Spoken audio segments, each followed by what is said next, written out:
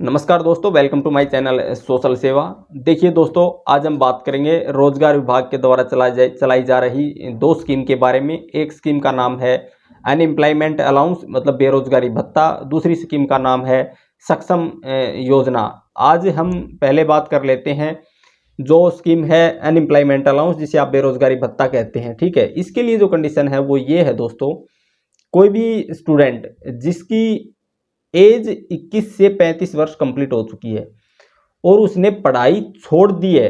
ठीक है, पढ़ाई मतलब छोड़ दी है, वो स्टूडेंट नहीं है। कोई भी किसी भी प्रकार की वो रेगुलर डिस्टेंस से किसी भी प्रकार की कोई डिग्री डिप्लोमा सर्टिफिकेट नहीं कर रहा हो, उसने मतलब अपनी जो क्वालिफिकेशन थी वो सभी क्वालिफिकेशन पूरी कर ली।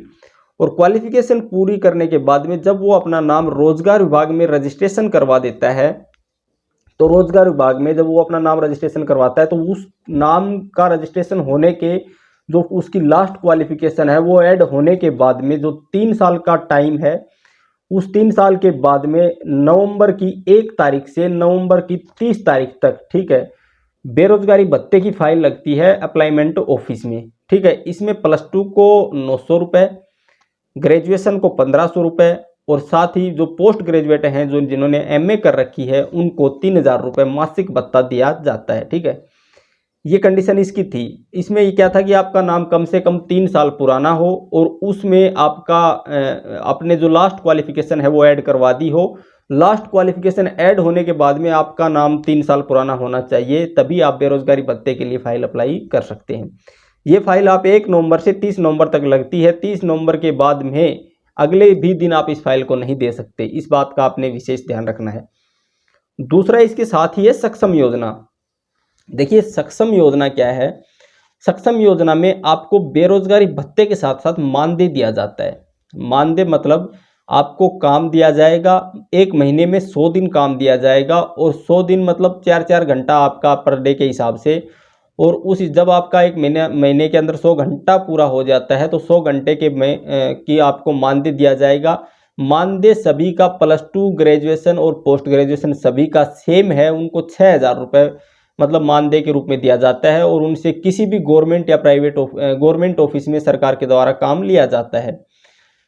तो अब क्या करना है, जैसे मैंने आपको बता दिया कि जो जिनको बेरोजगारी भत्ता मिलता है वो अगर वो काम करना चाहते हैं तो वो सक्षम योजना में रजिस्ट्रेशन करवाएंगे और सक्षम योजना में रजिस्ट्रेशन करवाने के बाद में उनको उनके भत्ते के साथ में मानदेय दिया जाएगा। जैसे +2 का आपको बेरोजगारी भत्ता 900 रुपये मिलता है, अगर आपको काम मिलता है किसी भी ऑफिस में रोजगार विभाग के द्वारा तो आपको 6000 रुपये और दिए जाएंगे आपके। ठीक है, इसी प्रकार अगर आप ग्रेजुएशन कर रखी है और आपको बेरोजगारी भत्ता 1500 रुपये मिलता है तो उसके साथ ही आपको जो 1500 रुपये भत्ता मिलता है और जब आपको किसी विभाग में रोजगार विभाग के द्वारा काम दिया जाता है तो वो काम के साथ में आपको 6000 रुपये दिए जाएंगे और प्लस में आपका बेरोजगारी भत्ता। तो इस तरह आपके 7500 रुपये हुए।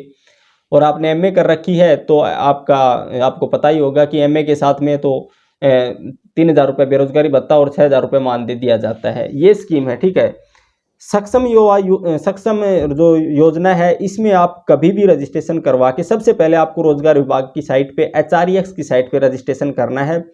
उसके बाद में आपको एम्प्लॉयमेंट ऑफिस में अपने डॉक्यूमेंट वेरीफाई करवाने हैं और जब आपका डॉक्यूमेंट वेरीफाई हो जाते हैं तो रोजगार विभाग के द्वारा आपने जो फॉर्म ऑनलाइन किया था उस रजिस्ट्रेशन को अप्रूव कर दिया जाता है, तो आपका रजिस्ट्रेशन अप्लाईमेंट ऑफिस में हो जाता है।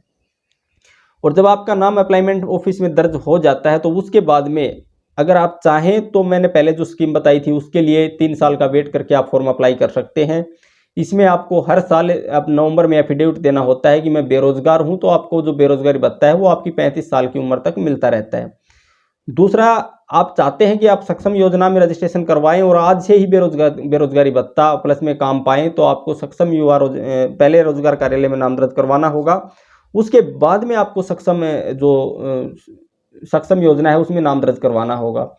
जब आपका नाम सक्षम योजना में दर्ज हो जाता है तो आपको ये भत्ते के साथ साथ में आपको ये सभी मानदेय है वो दिया जाता है। इसकी जो कंडीशन है वो ये है कि आपने एक बार रजिस्ट्रेशन करवा दिया और आपका सक्षम योजना के तहत बेरोजगारी भत्ता और सक्षम युवा में रजिस्ट्रेशन सफल हो जाता है, सक्सेस हो जाता है, तो उसके बाद में आपको हर महीना आपका बेरोजगारी भत्ता मिलता रहेगा जब तक आप 35 साल के नहीं हो जाते। आपको बीच में कोई एफिडेविट, कोई फॉर्म कुछ भी भरने की ज़रूरत नहीं है।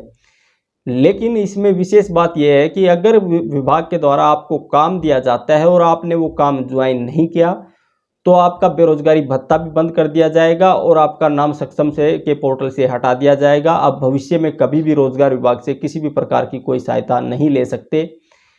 इसलिए अगर आप चाहते हैं कि आपका कोई प्राइवेट काम है, तो आप चाहते हैं कि मैं तो अपने काम में बिजी रहता हूं, मैं कहीं काम नहीं कर सकता, तो आप बेरोजगारी भत्ते वाली स्कीम में अपना रजिस्ट्रेशन करवा सकते हैं। उसमें हर साल नवंबर में आपको एफिडेविट देना होता है और उसके बाद में आपका भत्ता कंटिन्यू चलता रहता है। लेकिन सक्षम योजना में ये है कि आपको किसी भी प्रकार, एक बार रजिस्ट्रेशन होने के बाद में किसी भी प्रकार का कोई फॉर्म एप्लीकेशन वगैरह जमा करवाने की ज़रूरत नहीं है और आपका भत्ता 35 साल की उम्र तक मिलता रहता है। लेकिन अगर विभाग आपको काम देता है और आप काम को ज्वाइन नहीं करते, तो आपका बेरोजगारी भत्ता भी काट दिया जाता है।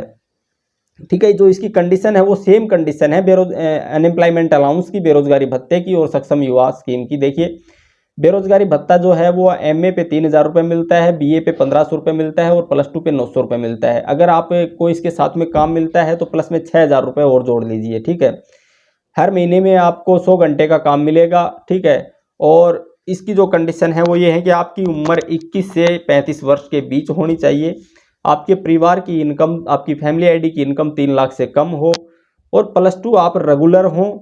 ठीक है, और किसी प्रकार की अगर आप कोई क्वालिफिकेशन कर रहे हैं, आप स्टूडेंट हैं, तो आप बेरोजगारी भत्ता नहीं ले सकते। अगर किसी सरकार की जॉब से आपको डिसमिस किया गया है तब भी आप इस जॉब के लिए एलिजिबल नहीं होंगे। और सक्षम योजना में एक कंडीशन और है कि आपकी क्वालिफिकेशन हरियाणा, दिल्ली और चंडीगढ़ के अलावा पटियाला का जो एक कॉलेज है पंजाबी विश्वविद्यालय, इनके अलावा अगर कहीं बाहर से आपने क्वालिफिकेशन कर रखी है तो उस पर आपको सक्षम योजना का मानदेय नहीं दिया जाएगा। हाँ, बेरोजगारी भत्ते के लिए आप इसके लिए फॉर्म जरूर अप्लाई कर सकते हैं। दोस्तों, अगर आपको वीडियो अच्छी लगी तो प्लीज़ चैनल को सब्सक्राइब कर लीजिए, क्योंकि इस चैनल पर मैं इस प्रकार की जानकारी देता रहता हूँ। अगर किसी भी प्रकार की कोई समस्या है रोजगार विभाग से संबंधित तो आप मुझे कमेंट कर सकते हैं, मैं आपके कमेंट का रिप्लाई करूँगा। अगर आपको वीडियो अच्छी लगी तो प्लीज़ चैनल को सब्सक्राइब और वीडियो को लाइक शेयर कीजिए अपने दोस्तों